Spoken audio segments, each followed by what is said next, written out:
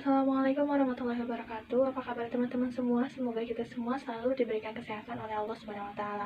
Perkenalkan, saya Anindra Hadewi, NPM 2141009. Saya dari program Studi Gizi, Fakultas Ilmu Kesehatan Universitas Siliwangi.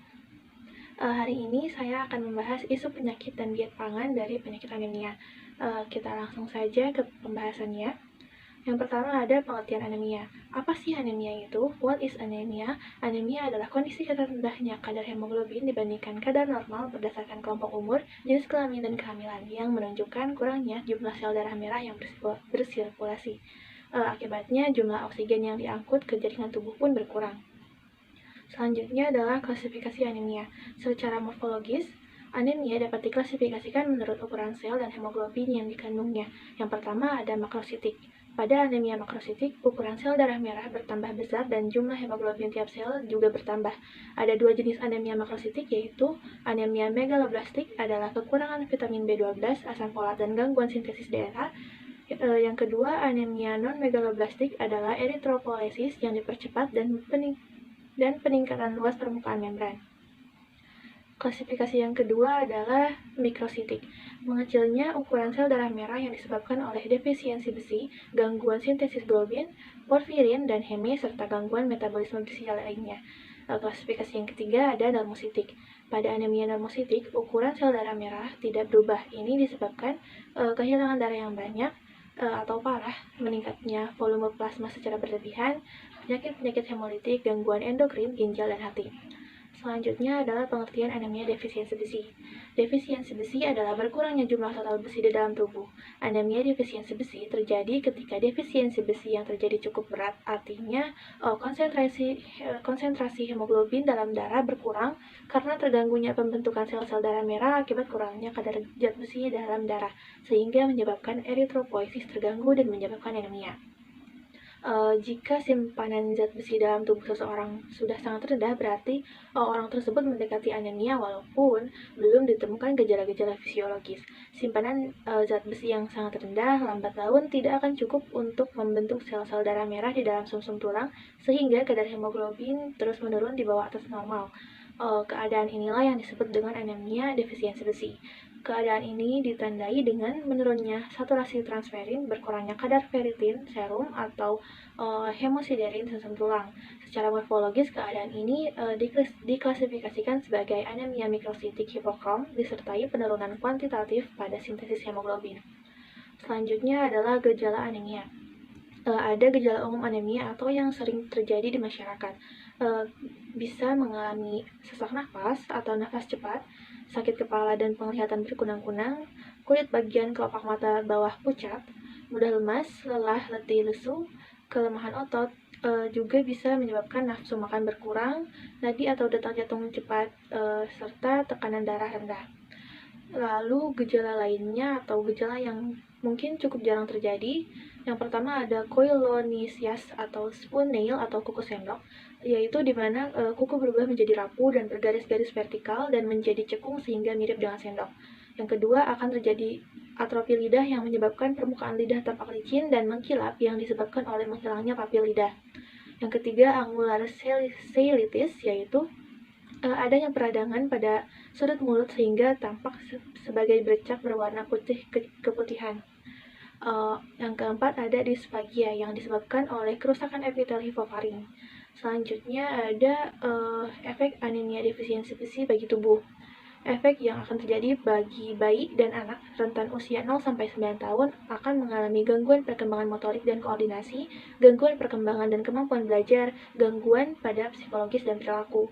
Lalu pada remaja rentan usia 10-19 tahun akan mengalami gangguan kemampuan belajar, penurunan kemampuan bekerja dan aktivitas fisik, serta dampak negatif terhadap sistem pertahanan tubuh dalam melawan penyakit infeksi.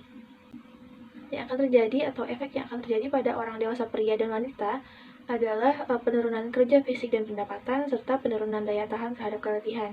Yang selanjutnya adalah efek terhadap wanita hamil, yaitu peningkatan angka kesakitan dan kematian ibu dan janin, lalu peningkatan resiko janin dengan berat badan lahir rendah. Selanjutnya adalah epidemiologi. Prevalensi ADB atau anemia defisiensi besi tinggi pada bayi. Hal yang sama juga dijumpai pada anak usia sekolah dan pada anak remaja. Angka kejadian ADB pada anak usia sekolah rentan usia 5-8 tahun di kota sekitar 5,5%, anak perempuan sekitar 2,6%, dan gadis remaja yang hamil adalah 26%.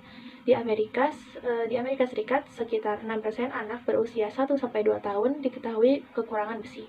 3% menderita anemia. Lebih kurangnya 9% gadis remaja di Amerika Serikat kekurangan besi dan 2% menderita anemia. Sedangkan pada anak laki-laki sekitar 50% cadangan besinya berkurang saat pubertas.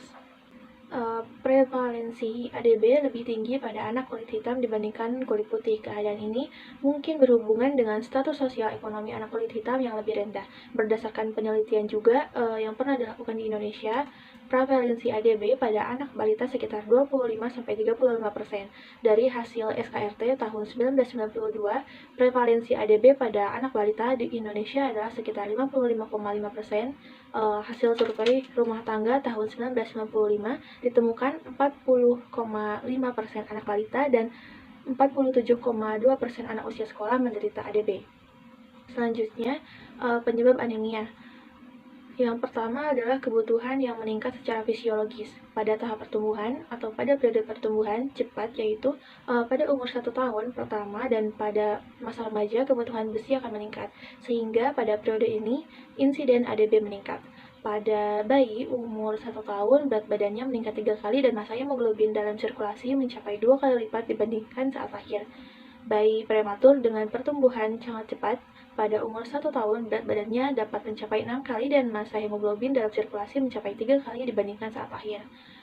Selanjutnya pada masa menstruasi, penyebab kurang besi yang sering terjadi pada anak perempuan adalah perubahan hormonal yang menyebabkan terjadinya kehilangan darah lewat menstruasi. Penyebab kedua yaitu gangguan penyerapan besi. Diet yang kaya akan zat besi juga tidak menjamin ketersediaan zat besi di dalam tubuh karena banyaknya zat besi yang dapat diserap sangat tergantung dari kondisi atau makanan dapat menghambat maupun mempercepat penyerapan besi.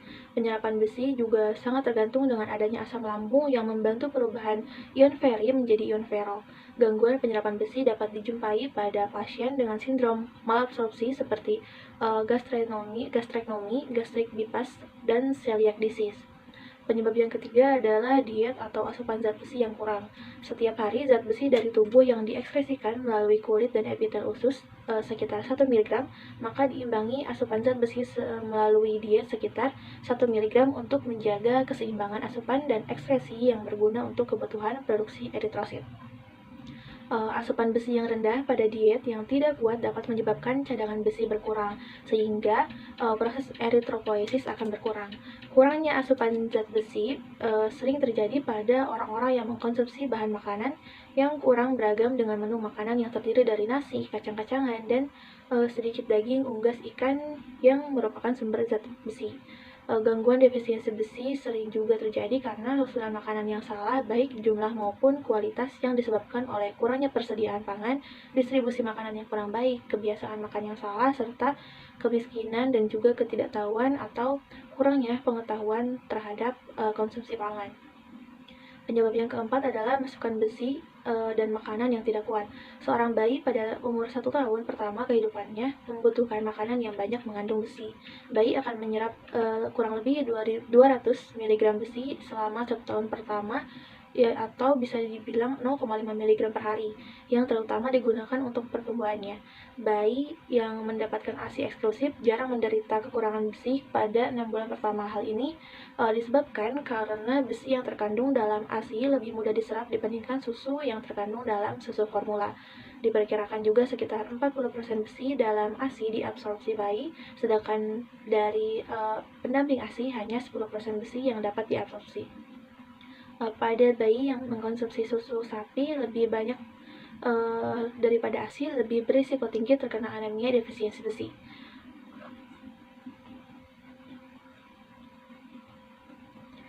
Penyebab yang kelima adalah kehilangan darah yang kronis. Pada perempuan, kehilangan zat besi sering terjadi karena menstruasi yang banyak dan lama atau kondisi seperti tumor fibroid maupun malignan uterin. Penyebab keenam adalah pendarahan saluran cerna.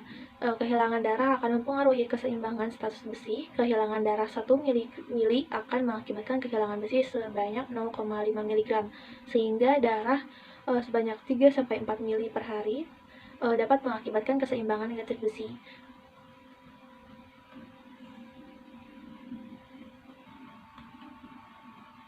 Pendarahan dapat berupa pendarahan saluran cerna, milk induced enteropathy, ulcus septicum, atau bisa juga disebabkan karena infeksi cacing yang menyerang usus halus bagian proksimal dan menghisap darah dari pembuluh darah submukosa usus. Dan juga pada bayi, pendarahan saluran cerna dapat disebabkan oleh alergi protein susu sapi, diverticulum Merkel, duplikasi usus, serta polip usus. Penyebab yang ketujuh adalah transfusi fetal-maternal, yaitu kebocoran darah yang kronis ke dalam sirkulasi ibu akan menyebabkan ADB pada akhir masa fetus dan pada awal masa neonatus. Yang kedelapan ada hemoglobinuria. Keadaan ini biasanya dijumpai pada anak yang memiliki katup jantung buatan pada paroksimal nocturnal hemoglobinuria. Kehilangan besi melalui urin rata-rata 1,8 sampai 7,8 mg per hari.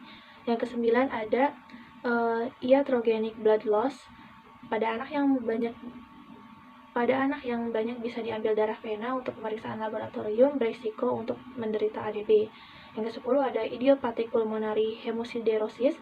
Penyakit ini jarang terjadi, namun ditandai dengan pendarahan baru yang hebat dan berulang serta adanya infiltrat pada paru yang hilang timbul. Keadaan ini dapat menyebabkan kadar hemoglobin menurun drastis hingga 1,5 sampai 3 gram per desiliter dalam 24 jam. Lalu penyebab yang terakhir adalah latihan yang berlebihan. Pada atlet yang berolahraga berat seperti olahraga lintas alam, sekitar 40% remaja perempuan dan 17% remaja laki-laki kadar ferritin serumnya kurang dari 10 mikrogram per desiliter. Pendarahan saluran cerna yang tidak tampak sebagai akibat iskemia yang timbul pada usus selama latihan berat terjadi pada 50% pelari. Selanjutnya adalah tata laksana pengobatan pencegahan anemia.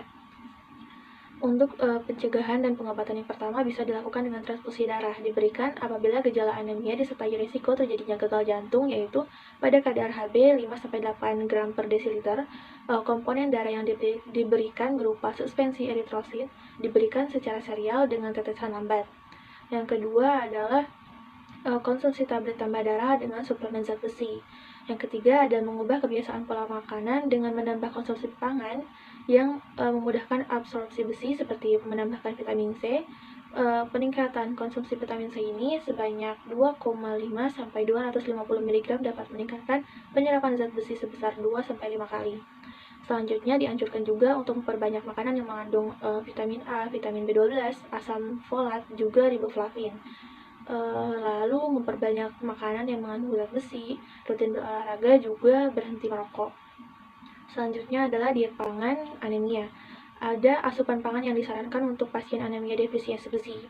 Yang pertama, dalam jenis pangan sayuran hijau seperti bayam, kangkung, brokoli yang mengandung zat besi, vitamin, asam folat, riboflavin, dan vitamin B12. Mengapa sangat dianjurkan? Karena kandungan-kandungan yang tadi disebutkan itu bisa mengoptimalkan kadar hemoglobin dan membantu penyerapan zat besi.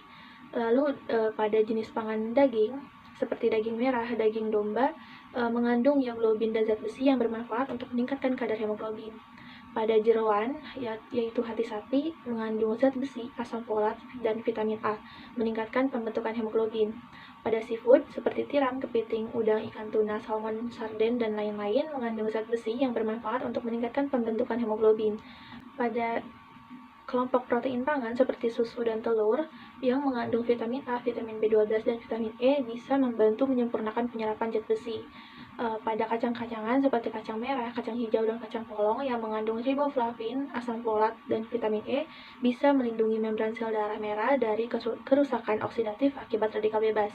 Pada kelompok buah-buahan seperti jeruk, paprika, stroberi, dan tomat mengandung vitamin C yang bisa meningkatkan zat besi dalam darah sehingga dapat membantu sumsum tulang untuk memproduksi lebih banyak sel darah merah yang sehat yang mengandung hemoglobin.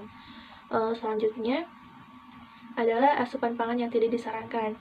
Pada yang kelompok pertama ada kopi, teh, anggur, dan jagung yang mengandung tanin bisa menghambat penyerapan zat besi. Selanjutnya, kelompok yang kedua adalah gandum dan jelai yang mengandung gluten.